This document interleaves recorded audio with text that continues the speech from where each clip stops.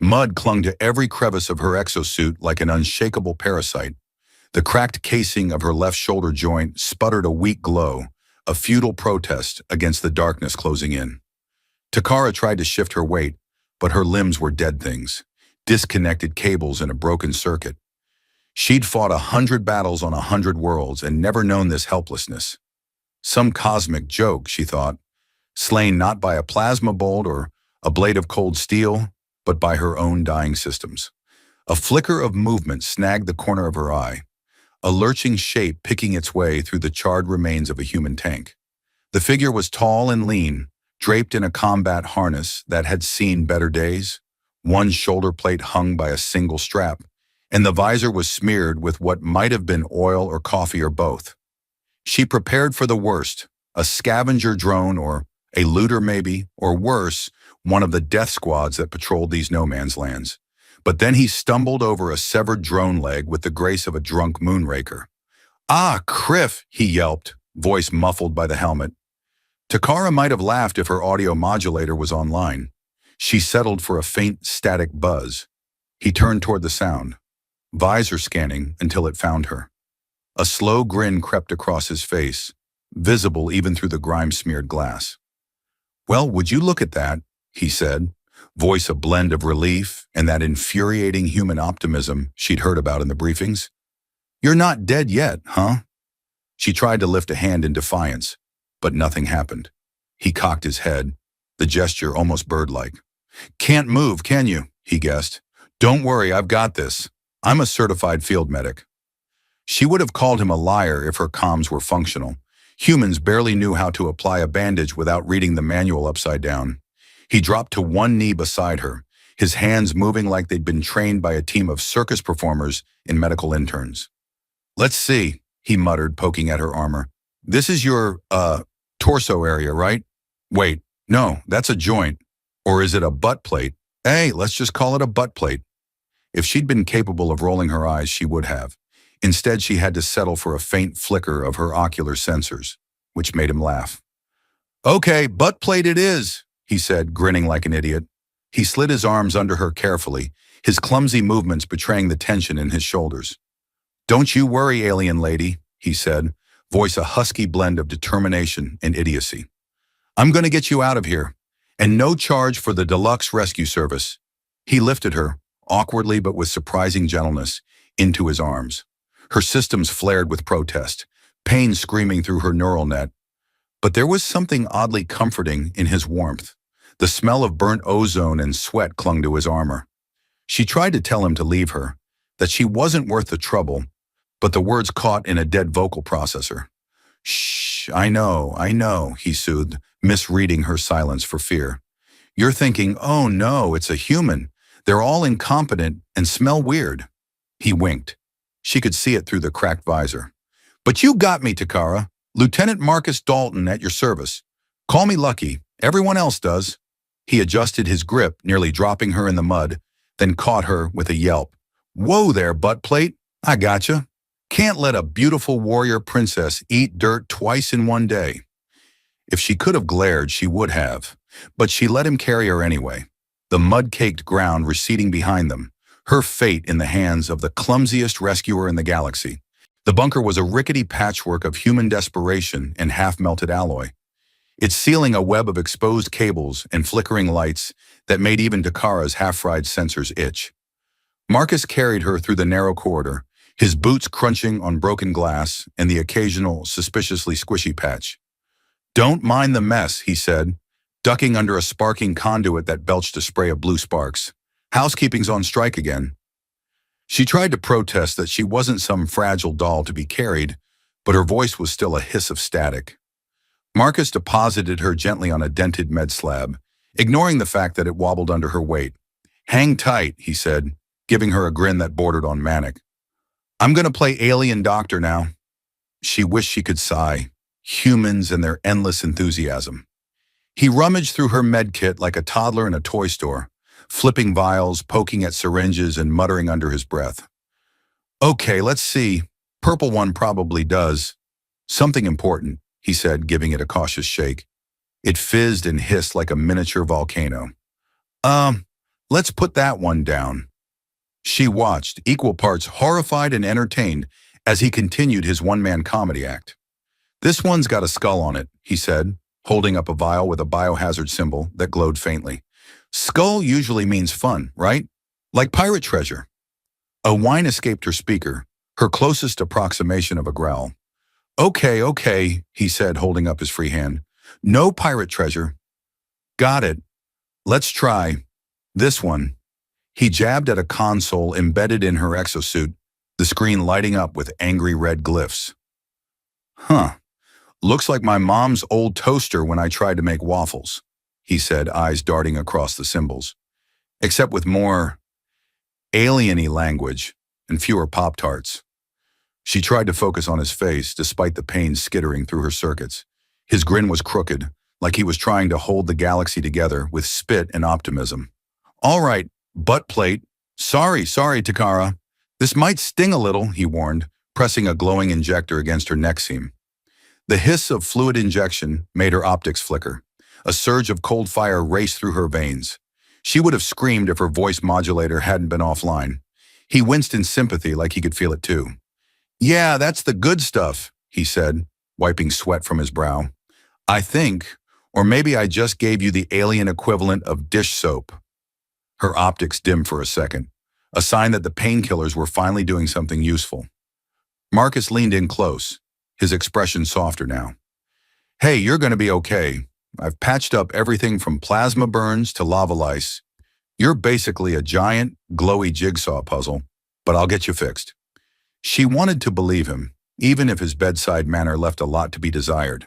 A muffled boom rattled the bunker walls, followed by a flicker of lights. Marcus glanced toward the entrance. Ah, just the welcoming committee, he said, half laughing. Don't worry, they don't usually bite, unless they're in a bad mood. He turned back to her, pressing a hand to her cracked chest plate. You stay here, he said, as if she had a choice. I'll go introduce myself. Maybe bring them cookies. He winked and dashed off, leaving her with the scent of ozone in the faint warmth of his touch. She stared after him, circuits humming. Maybe, just maybe, this human wasn't as incompetent as he looked. Maybe he was just crazy enough to keep them both alive. He returned breathless, with a grin that made her circuits twitch.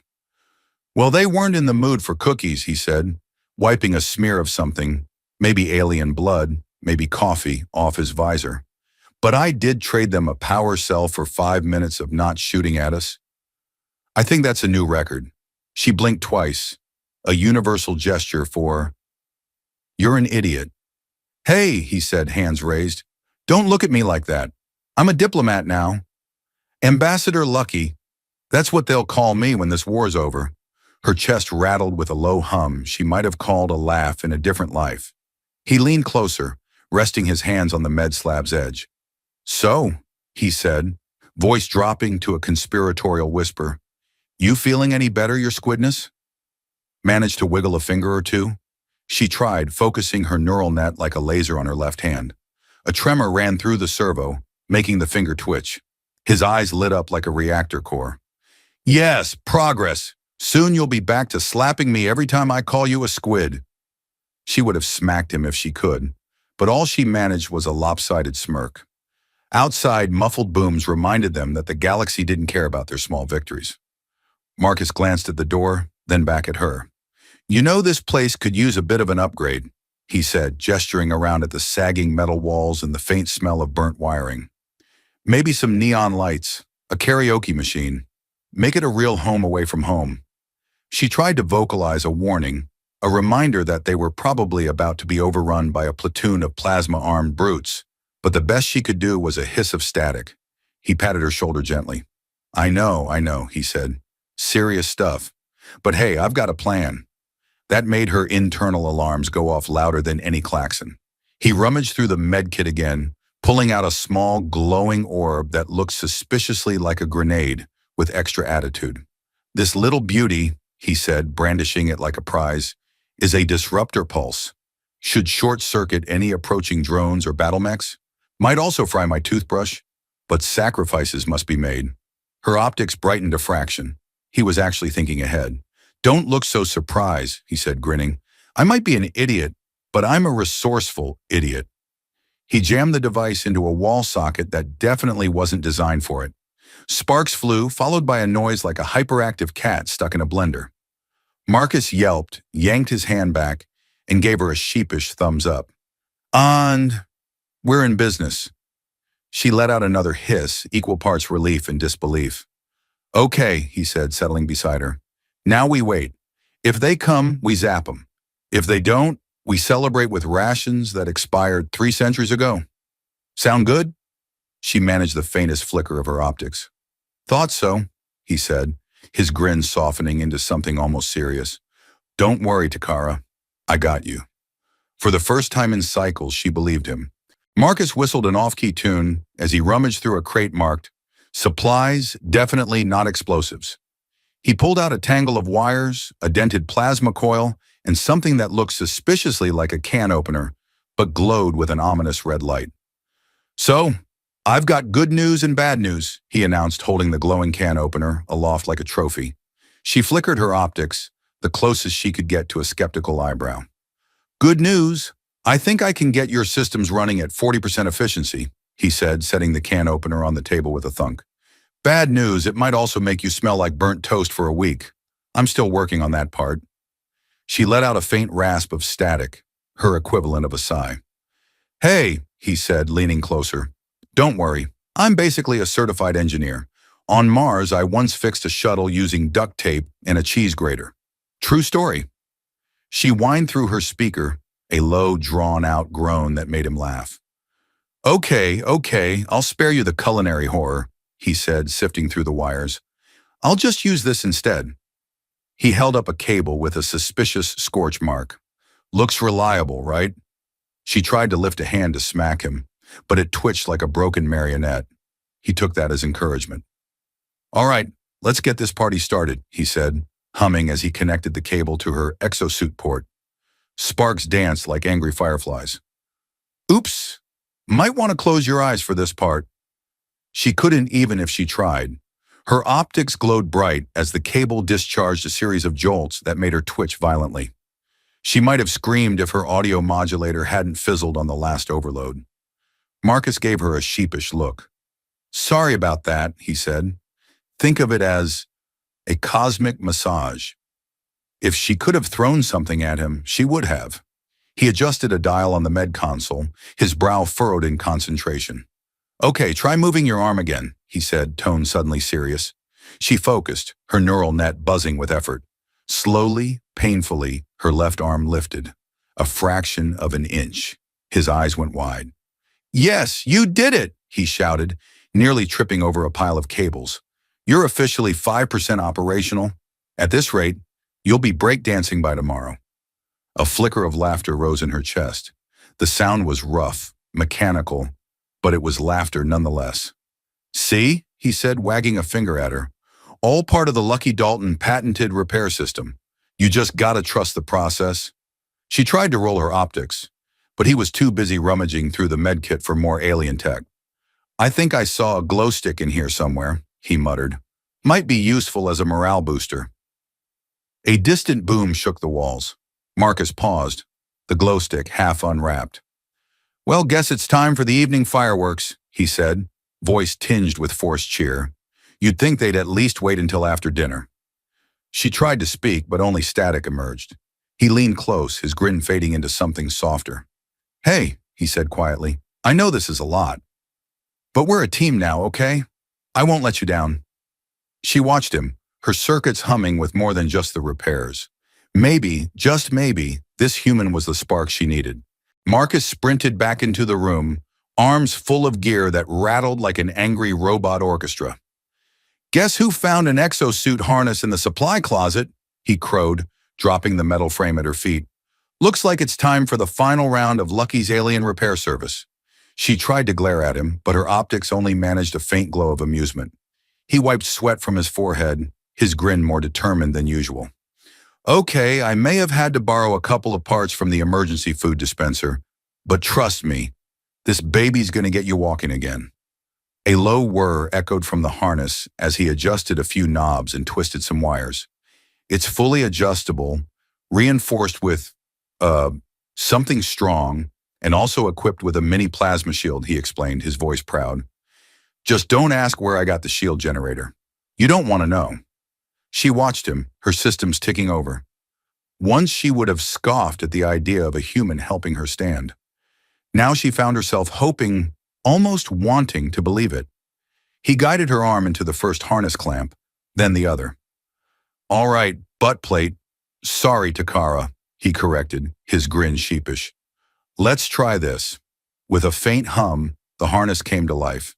Metal braces locked around her arms and legs, supporting her weight like a mechanical exoskeleton within her exosuit. She felt the faintest tremor of her limbs as the harness began to sync with her neural net. A small step, just a few centimeters, but enough to make her heart surge. Marcus whooped like he'd won the Galactic lottery. You're moving, he yelled, punching the air. Now let's see if we can teach you to walk and chew gum at the same time. She would have hit him hard if her arms weren't busy adjusting to the harness's rhythm. Instead, she let out a dry whir that might have been a laugh. Outside, the booms had grown quieter, the enemy apparently distracted by another skirmish. Marcus gave her a hopeful look. Hey, maybe they're giving us a break. A cosmic coffee break. She lifted her head, scanning the entrance. Her optics felt sharper, more focused. She realized that every movement, every small spark in her circuits, carried a weight she hadn't felt before, an echo of something she'd thought she'd lost on that battlefield. Marcus clapped his hands. All right, warrior princess, he said, adopting his best drill sergeant voice. Time to kick some butt. Well, or at least stand up. She leaned forward, the harness catching her weight, her arms trembling but steady. She felt like a hatchling again, learning to walk on uncertain limbs. Marcus hovered nearby, ready to catch her if she stumbled. See? He said softly. I told you I'd get you back on your feet. She turned her head, meeting his gaze. For the first time, she didn't see just a human soldier. She saw the friend who'd carried her through mud and plasma fire, who'd made jokes even when death hovered at their door. A surge of determination filled her circuits. She took one step, then another. Marcus's grin threatened to split his face. Look at you go, he cheered. Soon you'll be running laps around the bunker. She let out a low hum, one that might have been laughter, or maybe something else entirely. He moved beside her, helping her steady. You know, he said, voice gentle, when I first saw you, I thought you were just another casualty. Now I see the fighter you really are. She lifted her gaze to the ceiling, imagining the stars beyond. The war wasn't over, and there were still battles to fight. But for now, with Marcus by her side, she felt something she hadn't felt in a long time. Hope. He winked. Hey, Takara, what do you say we win this thing together? She didn't have to speak. Her optics glowed, bright and steady, and that was all the answer he needed.